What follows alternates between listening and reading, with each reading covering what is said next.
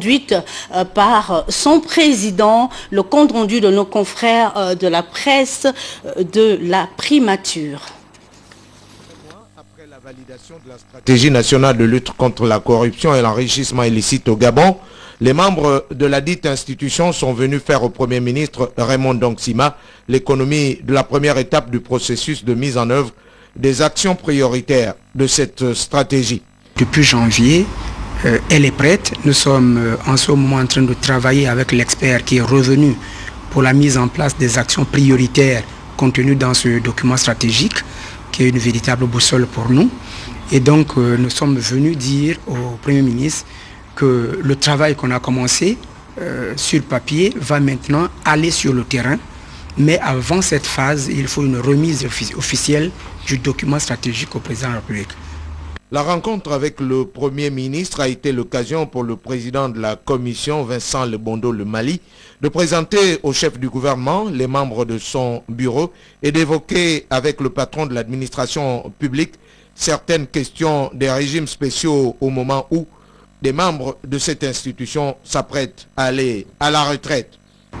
C'est vrai qu'il y a la corruption dans le secteur public. Mais quid de ce qui se passe dans le secteur privé, les entreprises? Qu'en est-il des marchés que l'on passe avec les entreprises?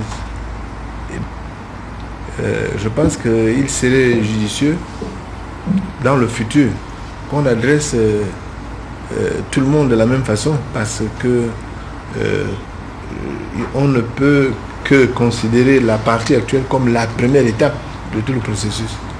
Il est souhaitable que tout le monde soit traité de la même façon, la même rigueur, de façon que le pays tout entier tire avantage d'un assainissement de la gestion.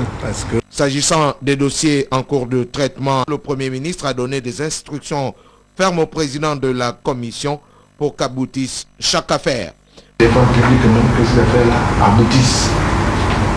Vraiment, il faut que ça aboutisse. Parce que finalement, on a l'impression que bon, oui, ils font des commissions, mais on ne voit rien. On ne voit rien. Il est souhaitable que ça aboutisse. Prenant en compte toutes les requêtes émises, le Premier ministre a rassuré les uns et les autres de l'intérêt que le gouvernement accorde depuis à la mise en œuvre d'un système d'harmonisation des régimes spéciaux de pension au Gabon. Une commission en charge du dossier est d'ores et déjà à pied d'œuvre.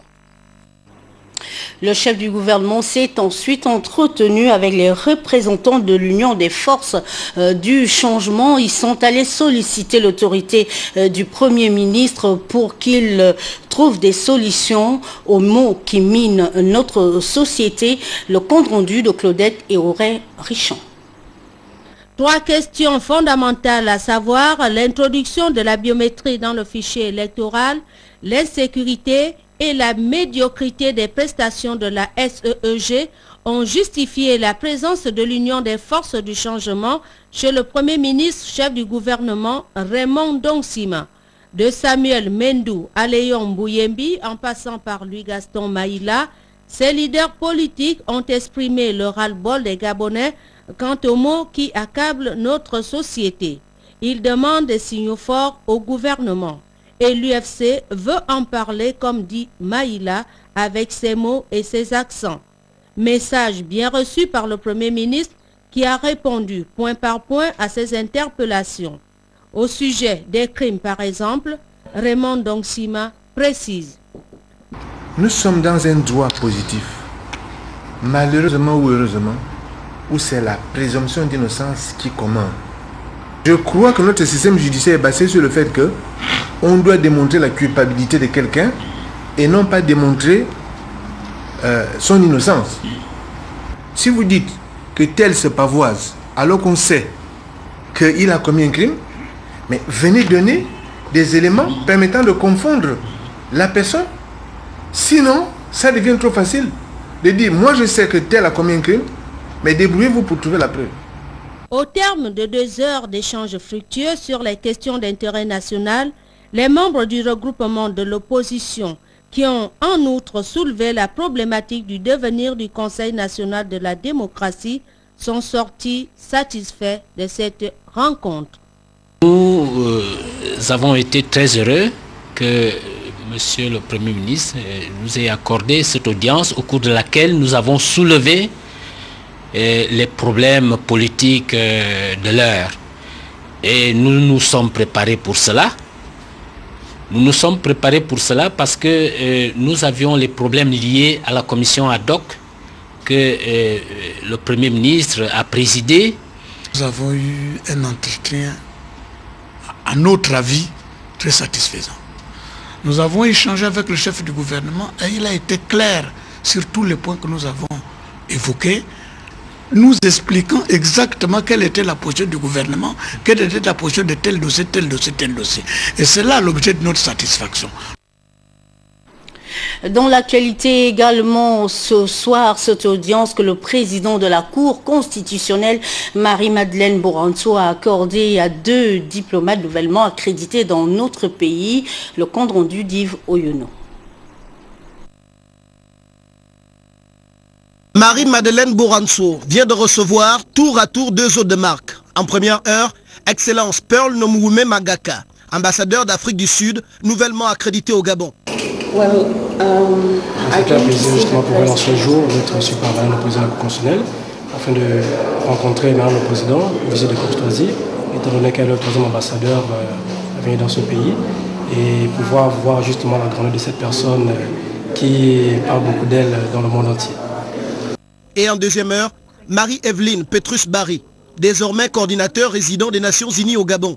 Nous avons discuté des questions d'état de droit, des questions relatives au rôle de la Cour, des questions relatives au rôle d'arbitrage que la Cour joue dans toutes les questions relatives notamment aux élections, mais à d'autres questions au Gabon. Avec ces 2 diplomates, il était question de coopération, du statut de la femme gabonaise et de bien d'autres sujets d'intérêt commun. Au sortir de cette audience, le contact venait d'être pris. Avec ces 2 diplomates, la présidente de la Cour constitutionnelle a promis de ménager aucun effort pour les accompagner dans l'accomplissement de leurs missions respectives. Au palais Omar Bongo Ondimba du Sénat, le président Rose Francine Rogombe s'est entretenu avec le ministre d'État burkinabé en charge des institutions. La mise en place d'un Sénat au pays des hommes intègres a constitué la trame de cet entretien. Guy Roger Lendira, Hilarion Akumbu. C'est une visite d'amitié et de travail qu'effectue le ministre burkinabé, chargé des relations avec les institutions et des réformes politiques. À la tête d'une importante délégation, le ministre burkinabé Arsène Yebonsegnan a longuement échangé avec le président du Sénat, Rose Francine Rogombe, qui a souhaité la bienvenue au ministre et à sa délégation. Au-delà des relations de coopération excellentes entre les 2 pays et leurs excellences Ali Bongo Ondimba et Blaise Compaoré, la délégation du Burkina Faso est à Libreville pour s'inspirer du modèle du bicaméralisme au Gabon. Le Burkina Faso, qui met en place une autre chambre du Parlement, à l'occurrence le Sénat, voudrait s'inspirer du modèle gabonais qui fait école suite à la bonne gestion de la période de transition de 2009 assurée par Mme Rose Francine Rogombe, alors président du Sénat. Elle a estimé, Mme Rose Francine Rogombe, que la mise en place du Sénat au Gabon a été enrichissant pour le Gabon et a permis un meilleur fonctionnement de la démocratie à travers le travail législatif fourni par les 2 chambres du Parlement. Le ministre Yé Bognessan à Libreville souhaite prendre conseil des autorités gabonaises et des autorités de la Chambre haute du Parlement gabonais pour éviter les écueils lors de la mise en place prochaine du Sénat au Burkina Faso.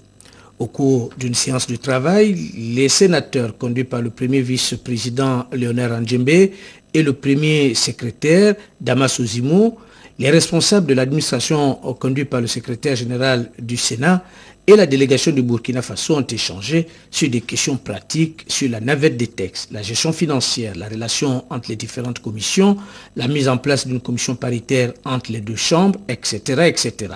Un échange riche avec des exemples clairs et précis qui a permis à la partie burkinabé de s'approprier le fonctionnement existant entre le Sénat et l'Assemblée nationale du Gabon. Vous voyez donc l'intérêt que nous avons de nous enquérir de votre expérience, d'échanger avec vous sur le processus de mise en place de votre Sénat, la composition, le fonctionnement, l'organisation, afin que de notre côté au Burkina, comme nous allons connaître une expérience nouvelle de bicaméralisme où les deux chambres vont effectivement légiférer, que nous puissions éviter les erreurs et les écueils qui ont pu être les vôtres. La mise en place de cette chambre du Parlement au Burkina Faso a donné lieu à une large consultation pour un consensus national entre les différentes couches de population burkinabé, expliquera le ministre Yé Bonyessan à ses interlocuteurs de la haute chambre du Parlement gabonais. Par ailleurs, le président du Conseil économique et social, Paul Biya-Oguemba, a conféré tour à tour avec l'ambassadeur sortant de Russie et le représentant résident du PNUD au Gabon, le compte rendu de Frédéric Alogo et c'est ça, Idriss Mungala. Période quelque peu triste et émotionnelle, après 4 années et demie passées au Gabon, l'ambassadeur sortant de Russie s'apprête à quitter définitivement notre pays. Son Excellence Vladimir Tarabrine est donc venu faire ses adieux au président du Conseil économique et social, Paul Biya-Oguemba, qu'il a reçu en audience en première heure. Nous avons discuté avec Monsieur le Président les perspectives de développer les relations entre la Russie et le Gabon, dans le domaine politique, économique, le domaine de l'éducation, de la formation de cadres, et en même temps la possibilité d'établissement les liens directs entre le Conseil économique et social et les chambres civiques de Russie. C'est une institution qui est très proche du Conseil économique et social en ce qui concerne les fonctions. En deuxième heure, le représentant résident du PNUD nouvellement arrivé au Gabon est venu rendre une visite de courtoisie et de prise de contact au président du Conseil économique et social. La rencontre entre le coordonnateur résident des Nations Unies, Marie-Évelyne Petrus-Barry et Paul Biya-Oguemba était axée sur les fonctions diverses du Conseil économique et social gabonais et les synergies entre les Nations Unies et l'institution républicaine. Le président du Conseil m'a présenté le Conseil économique et social, puis ensuite nous avons abordé les synergies entre le travail des Nations Unies en matière de développement social, de développement humain, et le travail du Conseil économique et social. Et nous avons pu discuter de la façon dont nous pourrions éventuellement travailler ensemble. Le président du Conseil économique et social a voulu mettre l'accent tout d'abord sur la formation de ses collaborateurs, de façon à ce qu'ils puissent être en mesure d'apporter des données statistiques et de faire des recherches qui pourraient éventuellement éclairer toutes les données socio-économiques du Gabon, de manière à permettre à avancer sur des domaines très pointus et très cruciaux actuellement dans le développement du Gabon, notamment l'emploi.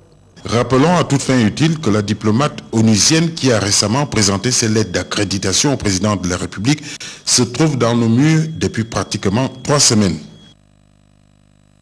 À la suite de cette audience, communiqué de presse, Paul Biya-Oguemba, président du Conseil économique et social, quitte Libreville ce jour pour Brazzaville au Congo. À Brazzaville, Paul Biya-Oguemba va prendre part au symposium international sur la sécurité alimentaire organisé par le Conseil économique et social du Congo avec la participation en particulier de la FAO, du PAM et de l'Union africaine. Nous y reviendrons. Et puis la coopération militaire entre le Gabon et les États-Unis au beau fixe, c'est ce qui justifie cette rencontre entre le ministre de la Défense nationale et le numéro 1 de la diplomatie américaine dans notre pays. Ce sujet est traité par nos confrères de la TV2. Au cabinet de travail du ministre de la Défense nationale, l'ambassadeur des États-Unis au Gabon. La rencontre se veut être le cadre idéal pour passer au peigne fin la coopération entre l'État américain et celui du Gabon en matière de défense et de sécurité. 3 points d'un grand intérêt ont ainsi ponctué les échanges entre les deux personnalités. Le premier, c'était de féliciter le Gabon pour l'acceptation d'un cadet militaire de la Britannique gabonaise à un de nos grandes académies militaires, soit de l'Académie navale ou l'Académie de garde côtière. Et ça, c'est le choix du Gabon, mais c'était un moment pour des félicitations. Et deuxièmement, c'était le signature de 3 accords pour l'entretien et